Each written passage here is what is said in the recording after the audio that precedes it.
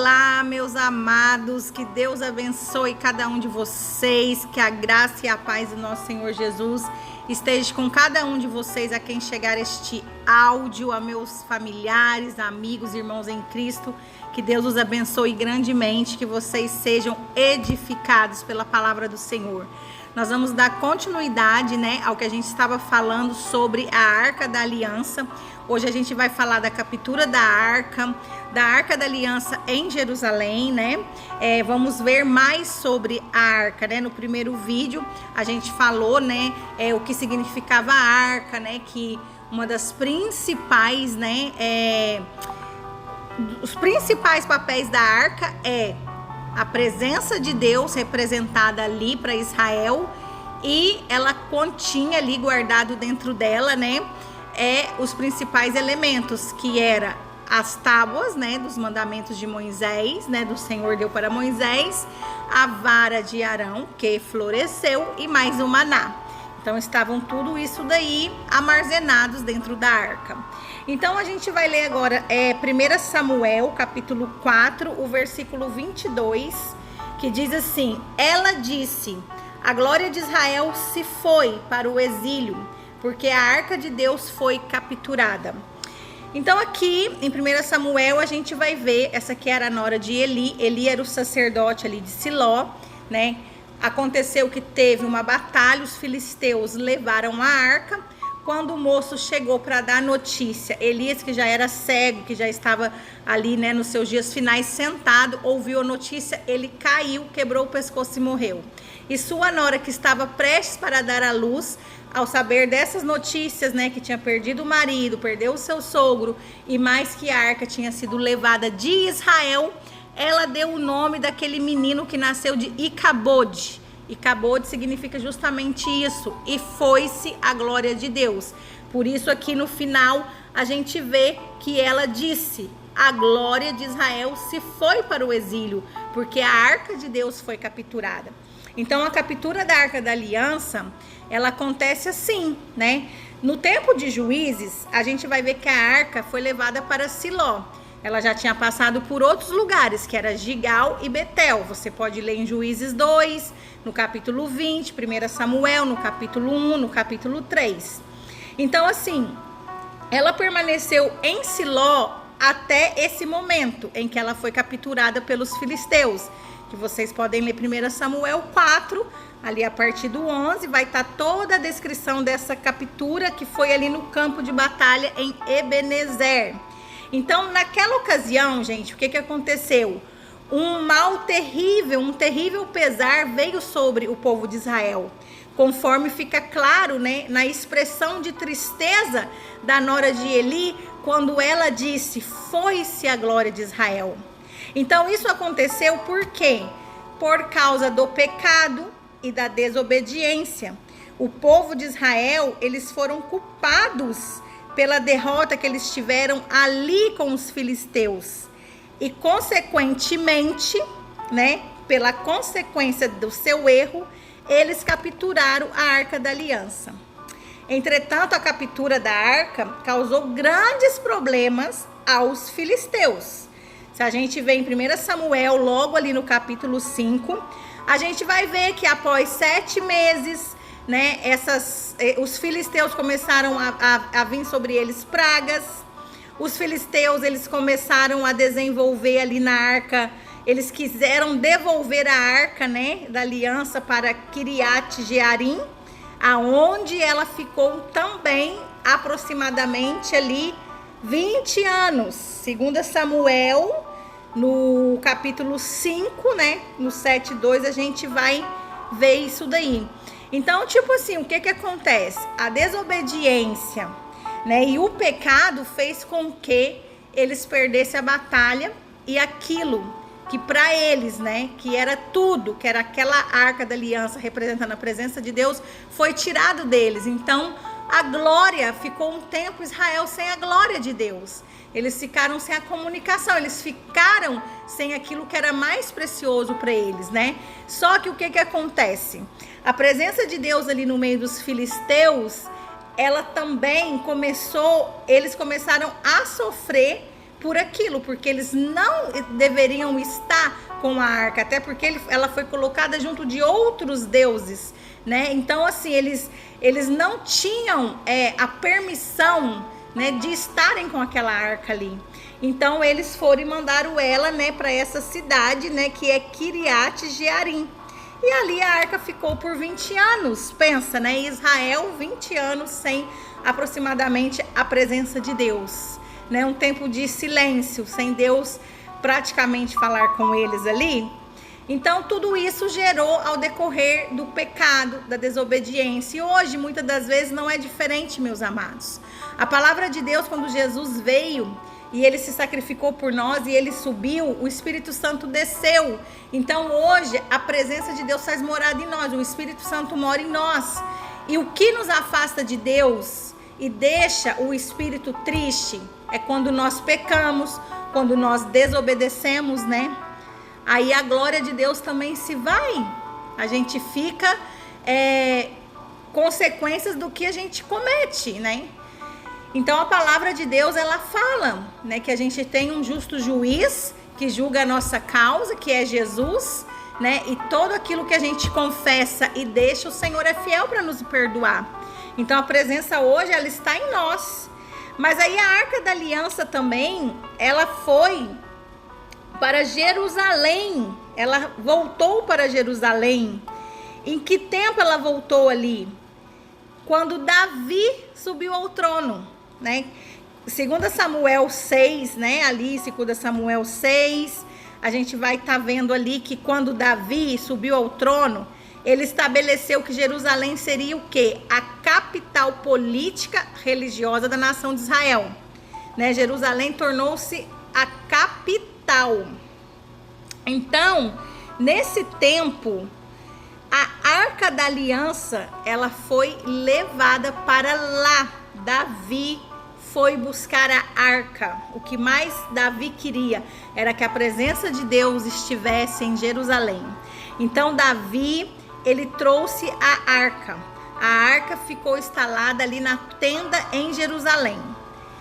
Vocês podem ler em 2 Samuel 6. Posteriormente, quando o rei Salomão construiu o templo, a arca ficou abrigada nele. Em 1 Reis 6:19, né? E ali no 8 também a gente vai ver isso. A Bíblia, ela nos informa que a Arca da Aliança foi recolocada no santuário durante as reformas do rei Josias, em 2 Crônicas 35:3. O profeta Jeremias também profetizou sobre um tempo em que a Arca da Aliança não seria mais utilizada, pois Jerusalém deveria ser chamada de trono de Deus. A gente vê isso em Jeremias 3:16. Então, após essas referências, os livros históricos do Antigo Testamento raramente se referiam à arca, mas é provável que ela tenha continuado, né, a ser usada em cerimônias em que a Arca da Aliança, com certeza, estava ali presente para essas festas religiosas que aconteciam ali em Jerusalém. Alguns salmos falam, né, dessas cerimônias, né? Salmo 24, 68, Salmo 118, 132. Então, provavelmente, ali a arca foi carregada na frente do seu povo pelos sacerdotes, né? Ela era carregada com eles. A imprudência diante da Arca da Aliança, ela, quem não sabia como manejar com a arca e cometia alguma imprudência, a gente vê ali que teve caso de um dos homens chamado Uzá, né, que foi algo assim bastante significativo em 2 Samuel 6:7, né? E foi um evento que causou muito temor no próprio rei Davi, quando estava trazendo a arca, né, que enviou a arca aquele tempo até na casa de Obed-Edom, onde a arca também ficou, e Obed-Edom prosperou, né, com a presença de Deus ali. A arca ficou ali por 3 meses, porque Uzá, quando eles tocaram na arca, eles morreram, né? Porque era a presença de Deus. A arca era algo que você não podia chegar ali naquela presença de qualquer jeito, você não podia tocar naquela presença de qualquer jeito, né? Nós estamos falando de Deus, né? da presença do Senhor Todo-Poderoso, né? Então, quem imprudentemente tocava na arca, não conseguia ali, de tanta glória, de tanto poder, a pessoa acabava morrendo, que foi o caso de Uzá. Então, assim, ó, onde está a Arca da Aliança? Né? Hoje existe muita especulação. Onde está essa arca? Onde está a arca? Se no tempo de Davi ela estava lá no trono, ela estava lá em Jerusalém, onde está a arca agora? Muitas pessoas especulam. Então existe muita especulação sobre onde estaria a Arca da Aliança hoje, atualmente. Então existe muitas teorias, mas assim, ó, a grande verdade de tudo isso é que o paradeiro final da arca é um mistério. Ou seja, não se sabe onde está essa arca, né? Eu, por exemplo, no meu modo de ver, penso que talvez essa arca foi escondida pelo próprio Deus. Ou Deus usou alguém para que mantesse essa arca guardada. Ou ela não estar mais aqui entre nós, né? Eu penso assim, não estou falando que é isso. Existem muitas teorias, é um mistério. Porém, o corpo de Moisés, o Senhor tirou, o Senhor escondeu, né? Porque as pessoas podiam idolatrar Moisés, assim como as pessoas poderiam idolatrar a arca também, né? Então, o que acontece? A gente não sabe cadê a arca. Então, muitos estudiosos defendem uma hipótese, né, plausível, de que a Arca da Aliança foi perdida durante a destruição de Jerusalém pelo exército do Nabucodonosor, né, há cerca de 587 a.C. Então, eles creem que a arca se perdeu. Durante essa destruição, durante essa guerra, ninguém sabe o que houve com a arca. Então, a arca pode ter sido capturada, levada para a Babilônia, como um tipo de despojo de guerra, e por lá ficou.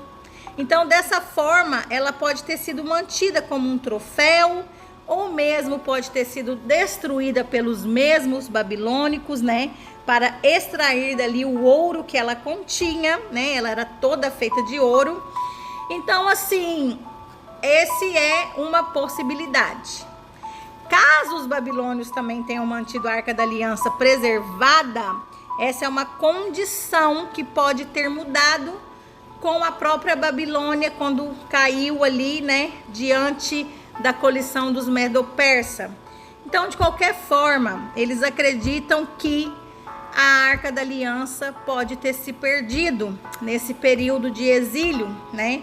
Principalmente tem a referência citada no capítulo 3 do livro de Jeremias, onde o profeta fala sobre a ausência da Arca da Aliança. Então existem referências nos livros apócrifos que afirmam que Jeremias teria escondido a Arca da Aliança. Supostamente ele teria colocado em uma caverna, no monte de Nebo, juntamente com a tenda, num altar de incenso antes da destruição de Jerusalém. Porém, os estudiosos ressaltam, né, que grande improbabilidade de isso ter ocorrido. Além de não haver nenhuma evidência, né, eles não têm nenhuma evidência histórica que realmente, né, isso aconteceu. Então, assim, a gente não sabe, né, como definir hoje, né? Particularmente não tem melhor definição de que esta Arca da Aliança, né, onde ela esteja, né, depende da nossa compreensão sobre o papel importante do que ela, né, desempenhou. É o início da história de Israel. Ela serviu principalmente como um símbolo visível, né? Esse era o principal foco e objetivo, era um símbolo visível da presença de Deus habitando com o seu povo, né?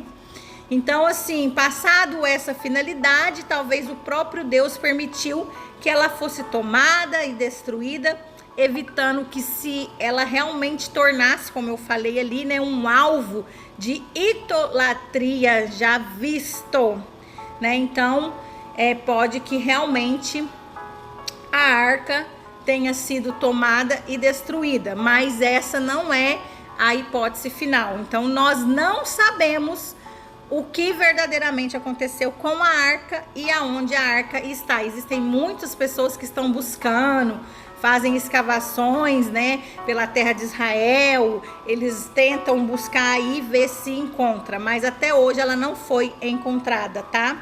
Então, por hoje, a gente vai ficar por aqui, né? No próximo vídeo, para não ficar muito grande, a gente vai estar falando, né, sobre a Arca da Aliança nas igrejas atuais, né?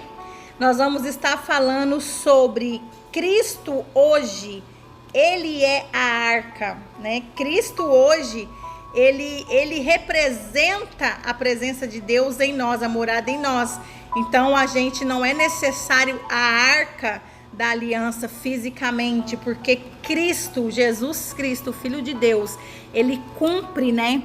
Ele cumpre essa promessa de fazer morada em nós. Então, nós vamos parar por aqui e a gente pode tirar disso isso, que a própria palavra do Senhor fala que o pecado, ele nos afasta, ele nos separa de Deus.